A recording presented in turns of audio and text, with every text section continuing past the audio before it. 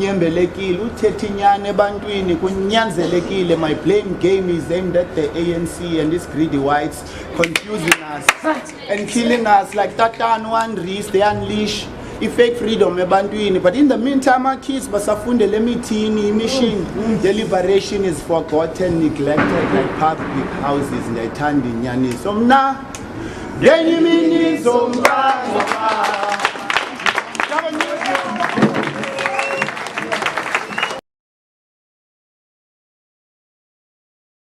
Welcome to another episode of the Andile Mngxitama Speaks podcast. I am here with Comrade Ncedisa Mpemnyama, a long-time activist, a member of the Black Consciousness movement in general, and also a member of our movement, Black First Land First. He is responsible for political education, and he's an artist. A very good artist.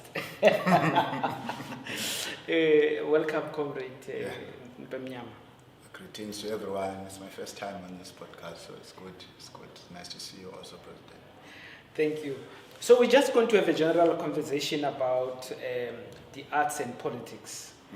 And also you can update us a little bit about the state of hip-hop in the Cape and in the country in general, and what it means. A lot of people don't realize that the Black Consciousness movement, for instance, is highly informed and influenced by the arts.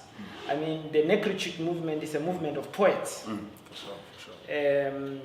I mean, one of the iconic poems by Aime, Cesaire, The Return to the Native Land. That long epic. Yes, a long epic, which was one of the defining pieces which inspired a whole movement. Senghor, Leopold, the president who ultimately became president of Senegal, was a thoroughgoing poet, a well-accomplished poet in the Negritude movement.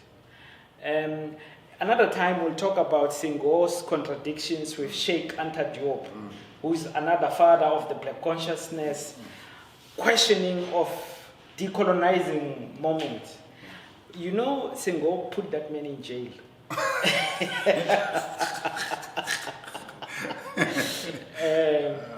But those are the contradictions of the African politics about how the state has been used. Once we claim the state, we use it against each other. Exactly, and other forces that once furthered transformation towards decolonization. But so we have seen here recently, there was a lull in the hip-hop scene in South Africa. And then there was this to and froing among some of the big players. And then we are told that there's a new resurgence of the hip-hop project. But is it the same hip-hop that questions, that conscientizes, that is part of the revolutionary movement? Or how would you characterize South African, particularly, you know, the more prominent hip-hop movement? Okay, I would firstly have to go back to my entry in the thing, see. So I'm made artistically from a guy called Zikonniwe. He's a young brother of Thembinkosi, right? The prof. Yeah, so we grew up around Nyanga East. There was a bubble of artistic, even Nasiskolweni, all over. So, but through poetry, I started drawing first, and then I did poetry during some, I don't know when, but as I was growing and coming to Delft when we moved, I then realized that I can do these things, and I got involved with the burgeoning art scene of Delft when we arrived. We were like the founding fathers of art in our community. And then there was things like All NYs, where all the hip-hop heads would come together and perform consistently on a Sunday in Gugulethu. What's missing now, or without going into the big names, the scene has a lull in terms of there isn't places where everyone congregates to sharpen each other. People are doing things in silos and in small pockets and niches. And these niches are not infused with the energies of other players in the game, such that people just become inward looking, but in a bad way. But in terms of, but there's been a resurgence of what looks like Spaza, but is not named Spaza by the kids of this time. Like there's another one called Bravo, Roux from Kailish. So they're Nabo D Koala or Alpha, but I think Holy Alpha and Not Trusted SLK. There's a new energy, but it takes from this, but doesn't want to say. That's my critical view of it, that these people are doing what we're doing, but in a much more professionalized kind of way. But the politic that we used to have is not there. The big players have never had any. I remember I once did a video where I was saying that the problem is that the ones in politics don't appreciate art, and the ones in art don't appreciate the politics. It's a disconnect. Yeah, there's a huge disconnect. So such that when the artistic scene is up, it's incapable of infusing this creativity into the politics. When the politics is up, you do see that there is now no artistic or creative energy going through this thing. For instance, yesterday with EFF, I wanted to watch because there seems to be a creative cul-de-sac in terms of how to creatively deal with the space of parliament. So they do the same thing over and over again. It's like also like that with the mainstream artists. In hip-hop, there was this, with the upsurge of amapiano, everyone now wants to do amapiano and they're living hip-hop. So there's a new song by AKA and Ncedisa called Lemonade or something. AKA complains that all the sellouts have left, the real guys are still. And he's targeting people like Rizin and so on. So you do see this, that there's always this contestation. But in hip-hop circles, it's about blowing up and being a major artist and eating all the money for yourself and your friends, about focalistic. And many of them who are living, for instance, for focalistic apparently is a hip-hop guy. Young Stana is a hip-hop guy. But because of this, when the shifts happen and there are waves, as they say, the wave of Mapiano took a lot of those kids. The brain, it was like a brain drain of some sort in here. So it's like that, but we're in a moment where everything is coming back again.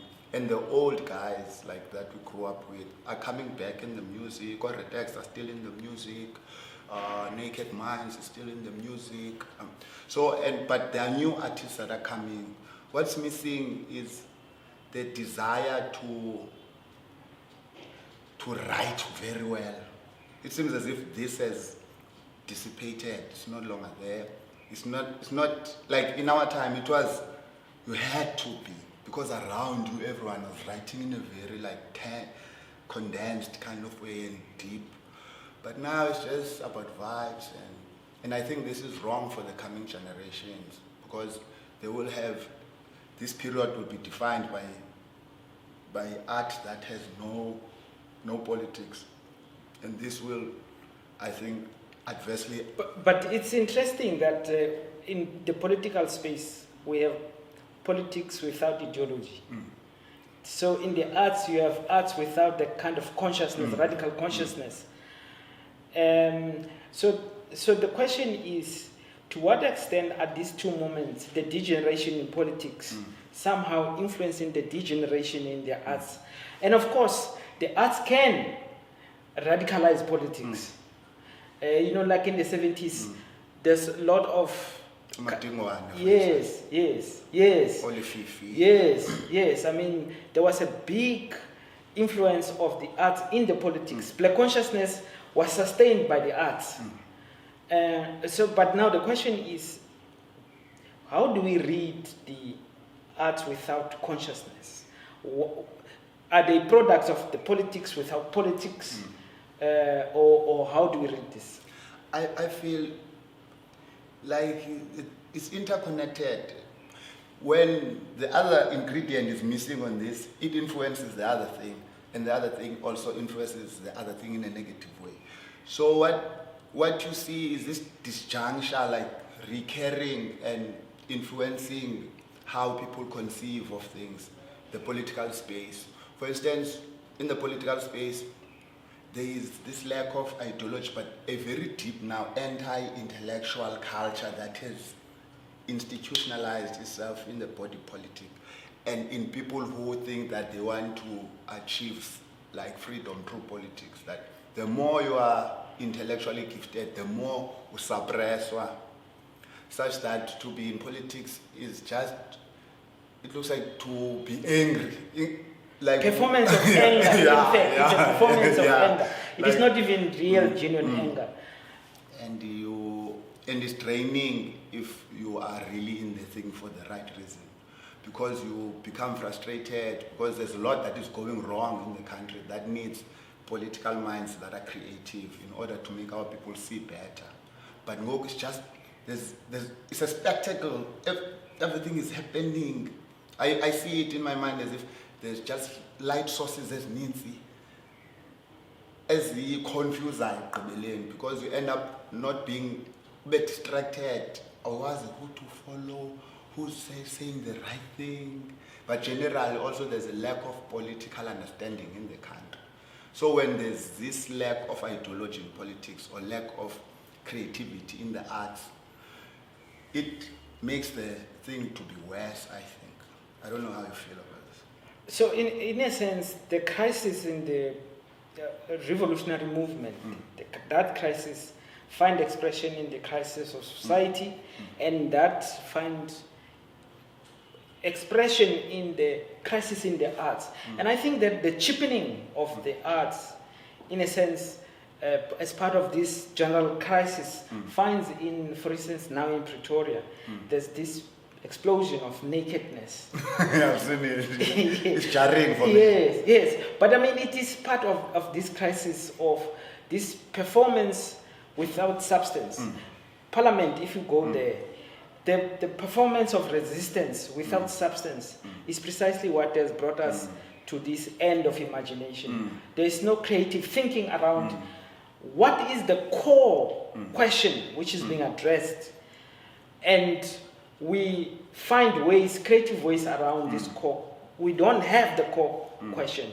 We are not clear about what is the fundamental question. Who are we fighting? I mean, who are we angry at? Exactly. And then, of course, the failing state with the energy crisis and that. And you can see even the answers being provided are insufficient, are not. So we are in a society in deep crisis, crisis of meaning. Yes, and so we need to again say, when there are these big crises, the arts have always been the one space that provides some kind of hope towards this is the path that needs to be followed. Today, it doesn't seem like we can confidently say, here is the energy point around which you can work with. Yeah, it creates despondency for me, because these two areas of life, art and politics, are areas that have defined my life. And I still feel even now, I don't believe that the arts we have in the mode that the art scene is at now, generally now, I'm not even speaking about the visual art. Everyone is just obsessed about trying to make it or to be the Standard Bank best artist. That's what everyone seems to be worried about, such that even material that has potential if someone meditates on it for the longest, people are incapable of meditating on a subject or on a particular point of interest, such that even if it looks like it's a weak or tedious kind of presentation, it can grow. There isn't that time. Also, there's this, for me, deep hopelessness, nihilism, coupled with a feeling that we're running out of time. So we must grab whatever we can. Whatever. Like in Kasi language, and this hustle culture that has taken over, but this hustle culture in its entirety rejects any meditation on anything in a deep and profound way.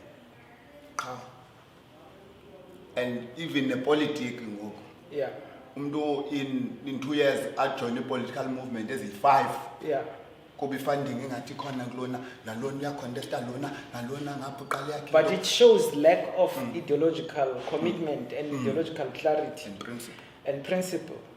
And I think we're going to see this. Of course, these developments are not without ideology. So all this confusion created now, it's all right-wing, actually. It's a consolidation of a right-wing moment, right-wing practices, self-hate, and that is why it's so easy to organize against blacks, to organize against Amakorekwera, for instance. It's the easiest. It's the in thing now. And that is going to be the defining project for 2024. I think so too. We're going to be asked, what's your view? what your view? Yeah, and something like in a very test kind of way. Yeah. Uthi mabahlalo kanye Yeah. bawuthi mabahlale hamba nabo. Yeah. It's gotten to that level where you can't even bring a background around why you are saying that mabahlale. Yeah, the question is going to be, do you say they stay or you say they must go? If it is they must stay, uzawahamba nabo. Exactly. And of course, linking it, these moments are always driven by clear ideological projects of the right wing, and the right wing here is white monopoly capital.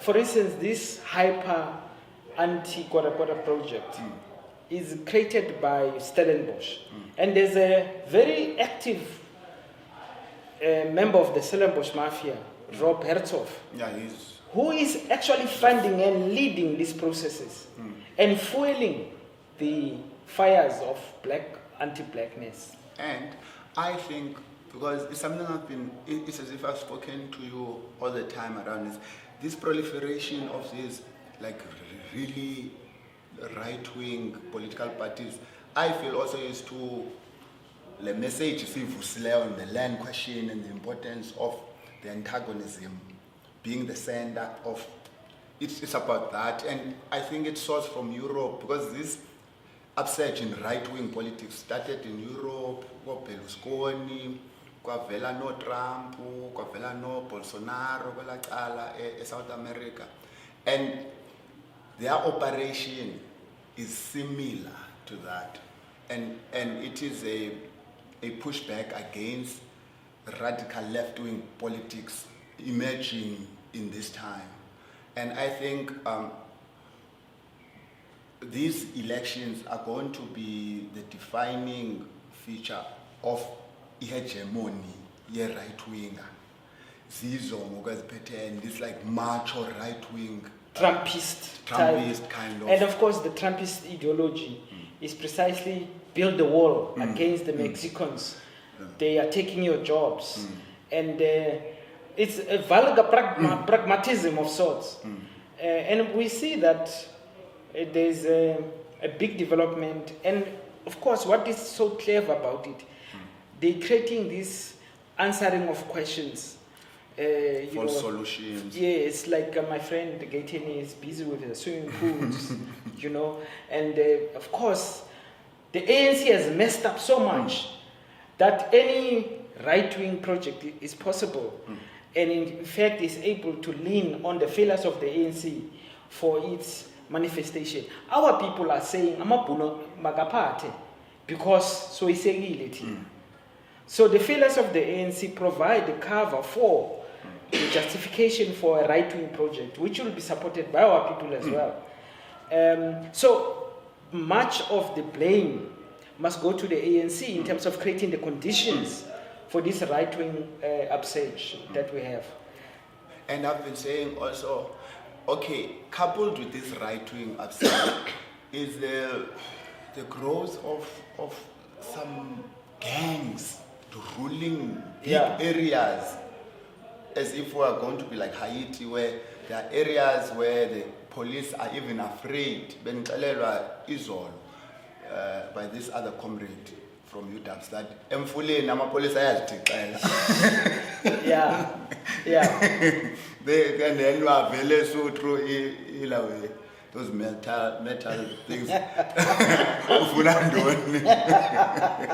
so we're getting to that level. And then the right wing upsurge says that we need more, the state must be brutal. Yeah. Now it will be, the people will be in the middle. It's these gangs versus this like rough state, unrefined state that uses violence indiscriminately without thinking, and then the people will be here. Like in our communities, that kukho ii-gangs ezithatha imizi yabantu zithatha umntana zimfaka kwi-drugs zogqiba zizothatha ezaa drugs zithi ke ngoku uyazityala zifuna uthatha indlu yakho zibhombishe indlu yakho. Even naseDaft it's like this like growth in, because abantu ba-despondent abanandlela akho misebenzi, and then it comes back to the ANC again. The ANC since '94 has been incapable of giving the bare minimum to our people. No jobs, nothing, just drugs. Even if you drink, I drink, but it gets to a point where I even watch now. No. We can't drink for 5 days consecutively. August Medley.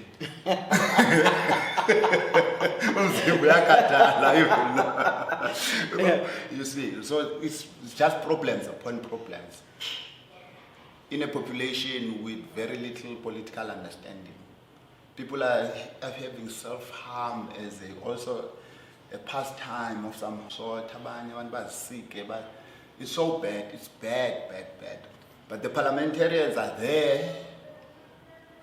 How many are they? 400. Yeah. They can't find a solution, all of them. Yeah. And they generally agree on everything, even though they are fighting. On the core questions, I think they all agree. That is the bigger crisis that we face. But let's come back to the Cape scene. You know, the space, Kwamlamli, for instance. It had a big impact on different generations of artists.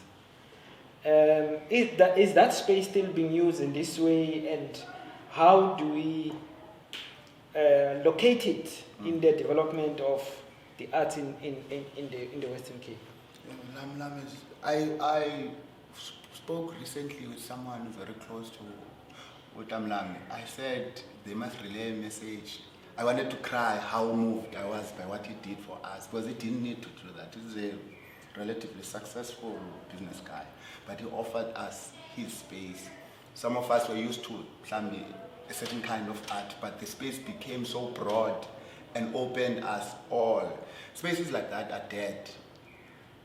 What you have, you still have art spaces, but they are utilized in a very like anthropological way, that the art must be very closer.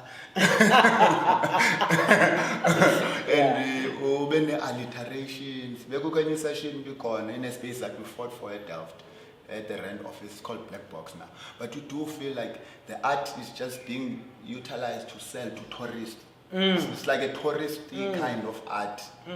Where the imagination is to please white ears and white eyes, to be palatable, to white eyes, and to be consumable to white eyes, such that even so, Bekuki Kremi, who's this guy? Zexbandwini. Yes. But when I listen to the song, it's this kind of thing. It sounds very Zulu, like Mambazo-esque. So there isn't like gut-wrenching art. Wow, what did I just see? I think it's dead. And the spaces like Atamlang, it was a space of that kind of art, where if fermentation as an artist was happening, those spaces are not there. It's spaces that are run by people with ulterior motives, without no deep investment in trying to create spaces that will live long. But generally, spaces of intense art don't last in this province. Tagoz, where I had the nicest conversations that elevated me and refined me. Azeko, this is like, for instance, up a long street, there was this place we used to go to. It's now called Souk. It's very high-tech business. So even in capital, like, they are incapable of making spaces that can last long. It's high pace.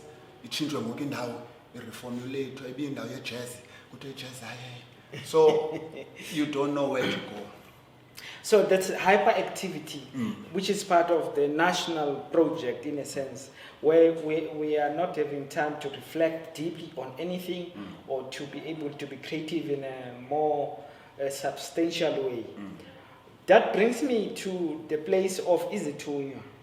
I'm back to them. I'm listening to them intensely now. Yes, I mean, what was their impact, and have they been able to influence a generation, or it is all Xhosa, this kind of representation without substance again, packaged for the global market? But yeah, let's talk about them. Oh, they are a pivotal moment in our art. That album, what differentiates what Izithunywa Zohlanga have done from other people is this substance. When you listen to this thing, it's very political. Every song has meaning, but it's very nice to listen to it. What then, they influenced a lot of people, but all the people they've influenced have been incapable of rising to that level because those guys work really hard to understand things. They're obsessed with understanding. So, and during that time, it was a time of intense art when they produced that work. And that work is now coming back again to reassert its place. When you listen to it, after listening to it and listening to other things that are happening now, you won't be able to feel the same way. I think they are legends, those guys. They've become iconic with that album. I don't think they can produce. It's like Dead Press can never do Let's Get Free ever again. They can do other projects. I've listened to other projects, but the intensity of that time, and I think they were, as men, they were growing to be more clearer in what they're saying. It's a beautiful, sublime kind of work that we won't get to, but it will be something that is always there to remind us of the apex of artistic work when people are committed, I think. I don't think even themselves they can reproduce that kind of thing ever again. So yeah, so they are a big cultural marker of a particular time. We can only hope. They are capable, but I don't think they can get to that level. We can hope that they still produce even now. Nice. But see, it's also in literature. If you think about it, there's proliferation. In fact, I stopped reading. And I was complaining. The black novel. I was complaining recently on wow, it's so bad. Yeah, but I mean, it's symptomatic of the general problem. So, for instance, if you go to the post-94 novel, Silo Dacre, for instance, it's a defining moment there. And I don't think anyone comes close to the work that he produced. No. But we see the proliferation. Yeah. This is the thing that I suppose explains the crisis. The crisis creates a proliferation of activity which does not shift the sources of the crisis, but it keeps us busy with many, byproducts of the crisis. And even I think the feminist movement in this country, the way it deals with the gender-based violence situation is precisely part of the same problematic, where there's no understanding of the root causes of the thing, but there's hyperactivity in trying to deal with the thing and finding really false solutions, false articulations of what, reproducing in a sense the same problem. And many conferences. and money going to the people. That's the thing, that the crisis of 1994, and that it's a crisis for black people, really. can be monetarized. Whether it is the anti-gender-based violence movement, it's monetarization. Even the fees must fall, got monetarized. The TV programs. Uyajola 99, Yes. Isengane Lengane, what's the other one? And Khumbule Ekhaya, Yes. Nyani, all Yes. these kinds of programs. They look at the problem, then package it for consumption. And With no regard for trying to find the root cause or a solution to the problem in a long-lasting fashion. So kuvele nje kuvuswa camera and kubukelwe nje ngathi this is not disturbing le ndenzekayo.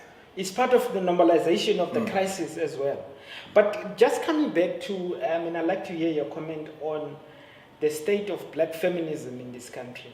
There was a moment, I think, when the Fees Must Fall movement was emerging.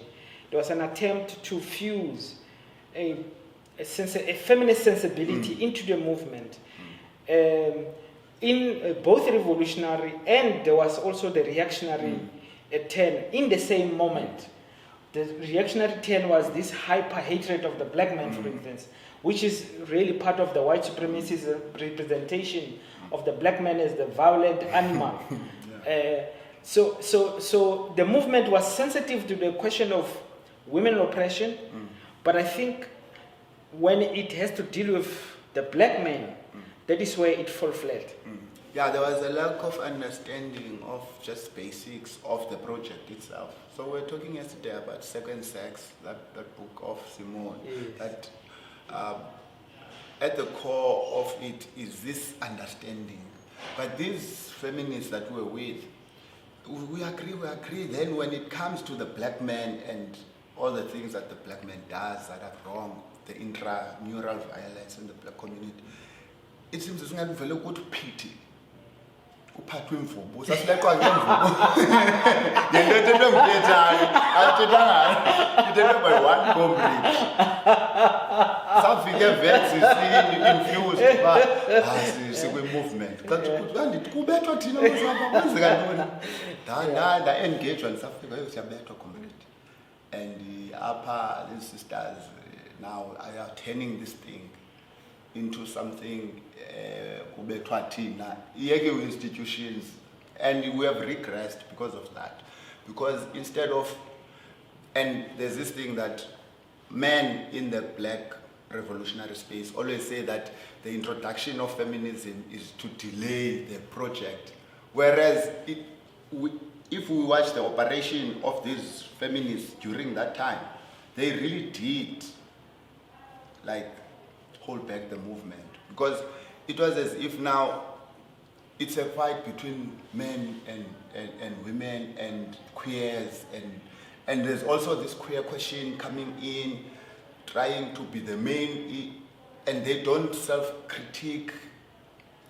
But there are some really good comrades, but it seems they got overpowered by these reactionary ones, such that it looks as if now they've lost steam, but they can still monetize in these conferences and going overseas. There's this new fad about going overseas and The conferences, circuit, and speaking about what happened. And others even say, I'm Fees Must Fall 2016. 2015, 17, it's like it's a resume. Yeah. So it shows this lack of ideology, even in the feminists itself. That people like bell hooks and other, like more like respected feminists, you do see that their operation is not the same as Lendo Zwapa. It's just a middle class, body obsessed politic, and sex and polyamory. And we are now moving away from the main question of blackness. Polyamory, a panoply, like it's just proliferation. Yeah, ingati these colors. But the main thing is not addressed. It's just new forms, redefining the body politics. But we never get to the question, what is the main question why we are here? It's because we want to see an end to anti-blackness. That question never returns. In even the most famous amongst all of them, the question of blackness is now a fleeting moment in the conversation. When you oh wow. Izinto zakhe ngathi nutata omdala izinto zakhe ezininzi but azibuyeli kule nto kakuhle and very like navel gazing eninzi sometimes one mangoko say and very bougie, middle class, my space and to act as if you can as a black person create a safe space for yourself. Yeah, self-preservation. Yeah. Self-love. Self-care, Self-care, self-love, all those things. Yeah. But the question. This is the so in a sense it's the hijacking of a revolutionary project by middle-class sensibilities. It all comes to consumption, really. I mean, it's about consumption of desire, consumption of artistic expressions, and the commercialization of the same. I mean, this conference in Second, recalling the moment of Fees Must Fall, but it's packaged in such a way that it can be sold in global circulation of white ideas, and people getting university accreditation on the basis of this. So it's Fees Must Fall now has become a commodity, and it's being credential. Yes, it's being sold for individual gain. So it has become, in a sense, a proper middle class project, which is not threatening the status quo. It's got nothing to do with decolonization. It is in fact about insertion of one in the existing, framework of circulation of capital. Yeah, and there's decolonial. Everything is decolonial, but we're still in colonialism proper. Yeah. And everyone is trying to find their way in, like you said, to insert themselves, to loot as much as they can for themselves because they feel like they did something profound during that time. But when you go to universities now, we're back in 2014. Blade has reformulated everything.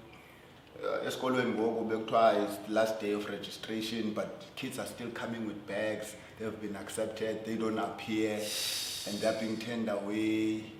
And what also, my parting shot on this, I get annoyed when I talk about Fees Must Fall. My parting shot would be to say we missed an opportunity to say during that time, shouldn't the management of universities be changed also? Because when you don't perform in a university, they chuck you out. But but the establishment remains. And it's incompetent. Thoroughly. And this incompetence is then cushioned with autonomy, that we're doing our own thing here. Yeah.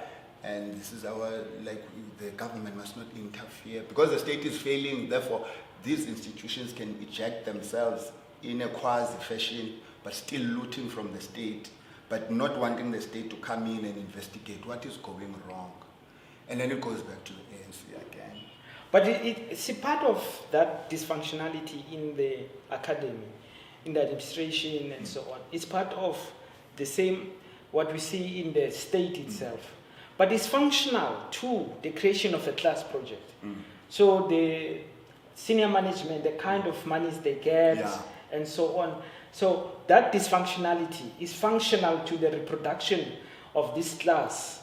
As we see also in the ANC, the failing state-owned entities are functional to the reproduction of class linked to white capital taking over. Always. And then giving them perks. And so these things, the crisis is a self-made crisis, which is logical to the function of capital. Yeah, it's messy, but the messiness of it functions to reintroduce white power as the establishing, overarching principle that no one must touch. for instance, when you try to touch it, you feel the wrath emanating from your people first. Because in the imagination of black people, there isn't a time where they think there must not be white power, even if they don't say it. But now they are even saying it, that whites must come back and take over, and because so is it. But just coming back to moments of crisis such as these ones, the arts normally provide the output towards what is possible out of the current crisis, out of the morass, what is possible. So the question is, are there any artistic expressions that are trying to galvanize this possibility of what is possible in a revolutionary sense again? Because what is possible is only post the current status quo. I have no hope. I'm totally despondent. I see nothing.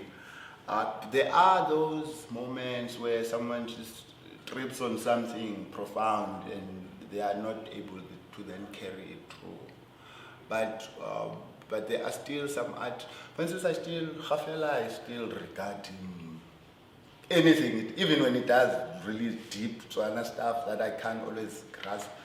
But how the whole thing sounds, how it feels, how uplifting it is.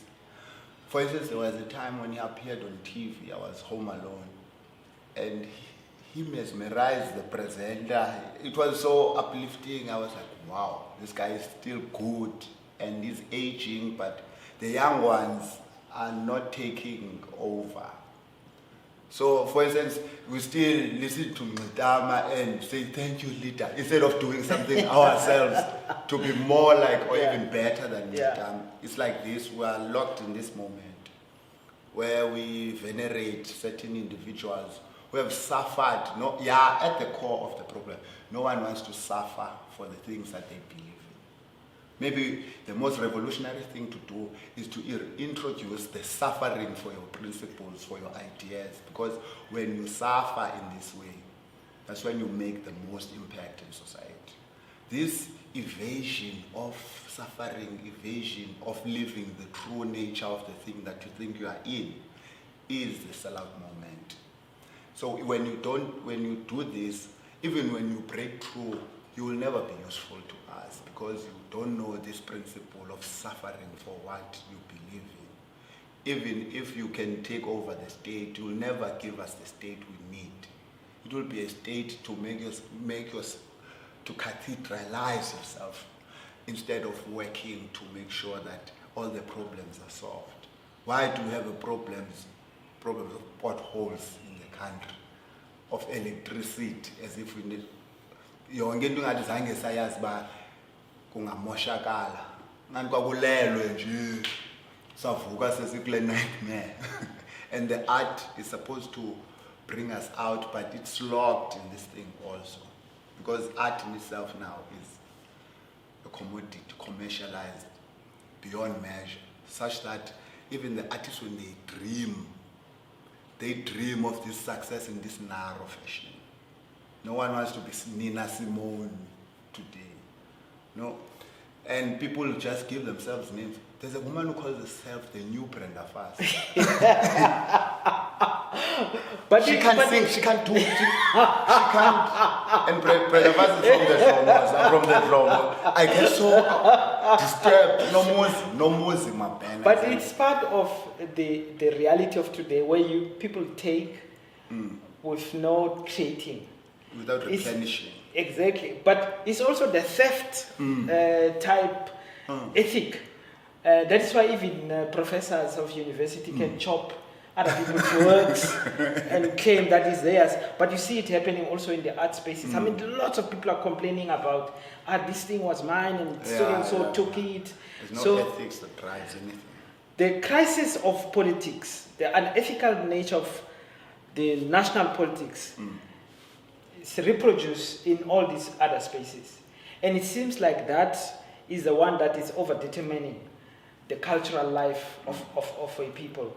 And the arts are failing to rise above these to provide because the arts are the ones that give us hope about what is possible. And also the arts are able to speak about what is the problem in a much more clearer language than the fudging of things by politics. And so if we don't have that kind of artistic expressions which are like that illuminating, but I mean, I'm thinking about Dumi, for instance, Dumi Mokgorosi's work. I mean, it's a highly conscious project, a highly engaging project. So we can say that there are these moments, but they are so fragmented that they're failing to create the impact that is necessary. Yeah, and when we do get this sort of coalescence, it breaks apart quickly over ego, over money, contracts that have.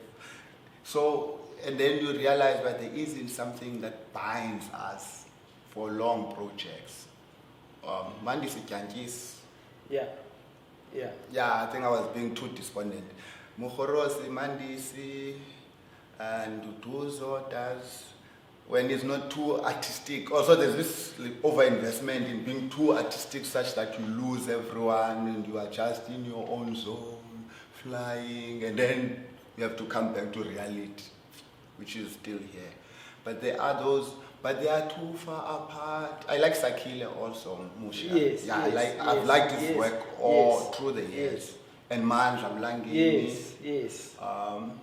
And Abolonwa are still doing good work on the Kumbule. But we are Babona in the art scene, and to say about jaded and they are being marginalized, or they've been hurt abanye babo a lot, such that abasa produce with the same level of intensity they used to during the times of Collective. And I think the time of Collective, if it would have been harnessed kakuhle ne ego, they could have created something in the country that could have re-energized the artistic community. But because there were those differences, also it speaks to that notion. When we have differences, how do we solve them in a way that doesn't collapse everyone and everything, such that people now are in their corners again. But this is the black tragedy, which is true even in politics. I mean, today, how many black consciousness Pan-Africanist organizations are there? We are failing, but we all say Sobukwe and Biko. And you are very hopeful about them coming to you. I'm an eternal optimist. Because I mean, my question is, if we say Sobukwe and Biko, what then separates us? I still fail to understand this inability to coexist. But Amabarara coexist forever. Yes, that tripartite alliance of theirs. It will never die. That it will always be there.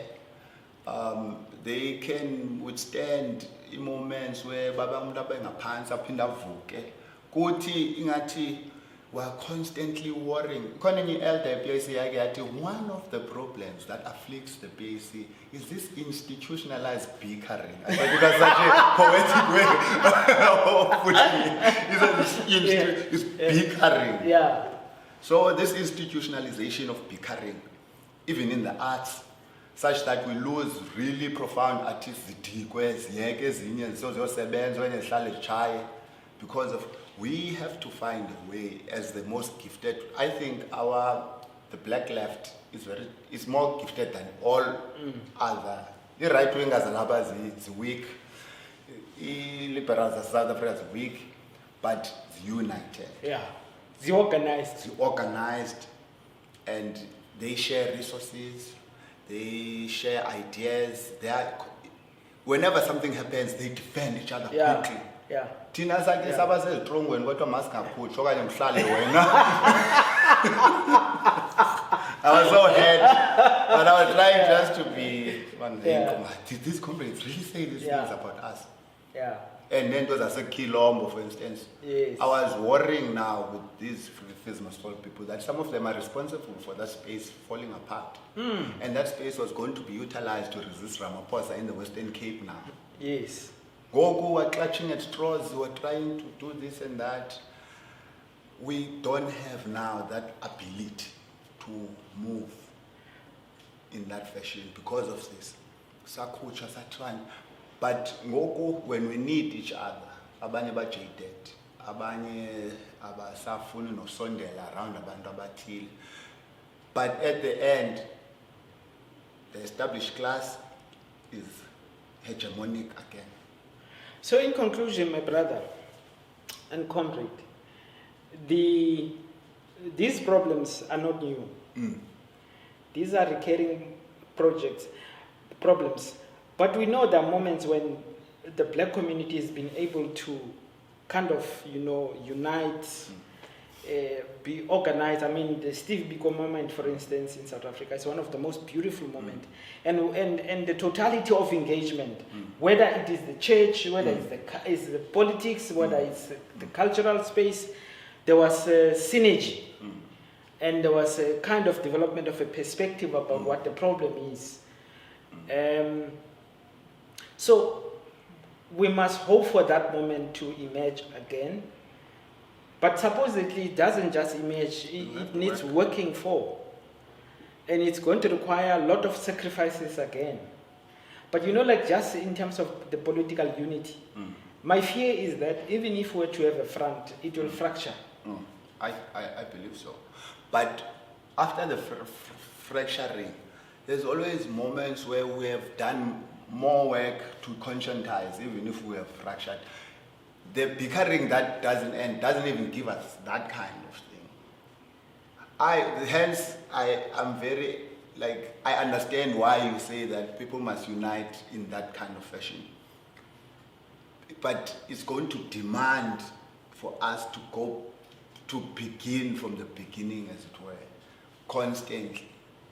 Because it's nice to have certain moments, but are you committed throughout your life? That's the main question for me.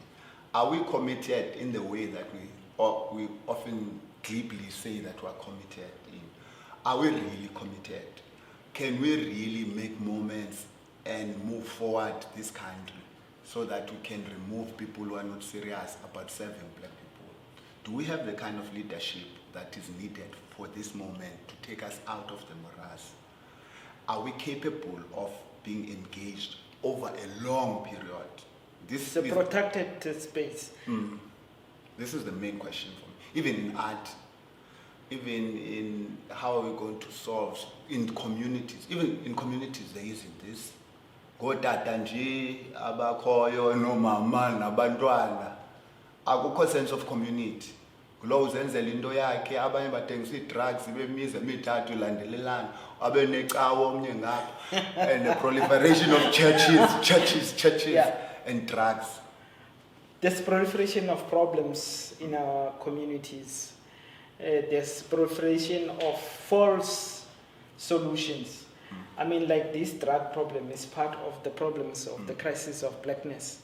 So we are in a deep crisis in this country, in this society.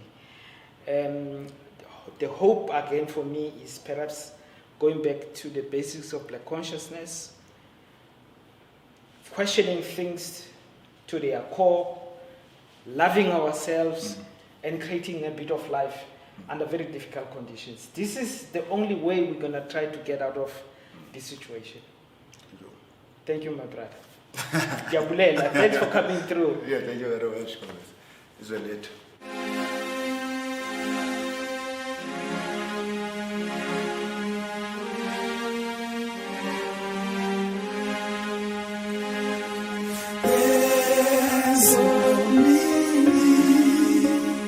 So